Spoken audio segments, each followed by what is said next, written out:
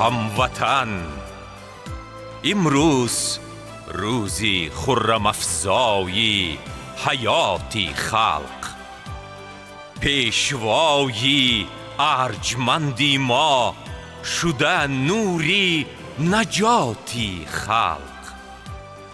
منبری عالم شده پروازگاهی پیشوایی ما، زین سبب ما سروری فیروز را تبریک میگوییم.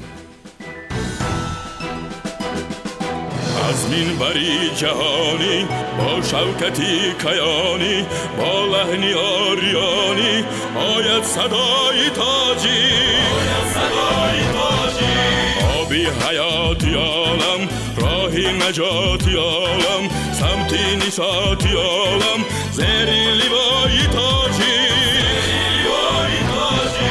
از رهکشای ملت فردا نمای ملت، صدق و صفای ملت از پیشوای ملت. از رهکشای ملت فردا نمای ملت، صدق و صفای ملت از پیشوای ملت. از پیشوای ملت، از پیشوای ملت. پیغام صلح و وحدت، پیمان فتح و نصرت، سیمای تاج و دولت، عشق و وفای تاجیک. روسیا بیرزد، ساز و نوا بیرزد، فیض و سخا بیرزد در پیش پای تاجیک. از رهکشای ملت فردا نمای ملت، صدق و صفای ملت از پیشوای ملت. از رهکشای ملت فردا نمای ملت، صدق و صفای ملت از پیشوای ملت.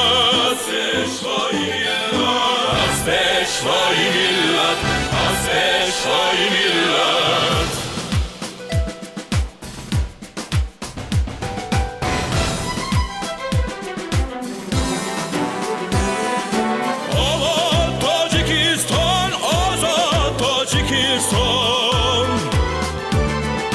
دلشاد تاجیکستان، وحدت سرای تاجیک،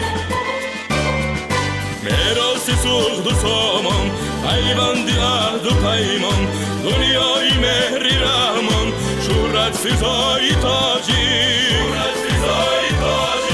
میراث سوخت و سامان، پیوند عهد و پیمان، دنیای مهری رحمان، شهرت فضای تاجیک.